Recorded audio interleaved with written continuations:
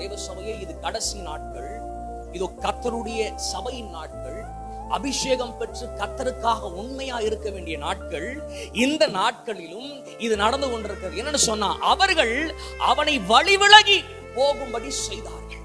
அவனும் வழிவிலகி போனான். இன்னைக்கு தேவன் உனக்கு கொடுத்திருக்கிற அந்த அபிஷேகம் என்கிற பொறுப்பு, இன்னைக்கு தேவன் உனக்கு கொடுத்திருக்கிற அந்த ஊழியம் என்கிற பொறுப்பு, இதோ தேவன் உனக்கு கொடுத்திருக்கிற அந்த ஜபம் என்கிற பொறுப்பு, இதோ தேவன் உன்னை சபையில் வைத்திருக்கிற அந்த ஆவிக்குரிய பொறுப்பிலிருந்து உன்னை வழிவிலகி போகும்படி அநேகர் எழும்புவார்கள், அநேகர் உன்னை வஞ்சிப்பார்கள். ஆனால் அதிலிருந்து தேவ சபையாகிய நீ ஒரு நாளும் வழிவிலகி போகக்கூடாது. நான் சொல்றேன், ஒரு பொண்ணுக்காக தேவன் என்கிற அந்த மாணிக்கத்தை இழந்து விடாது.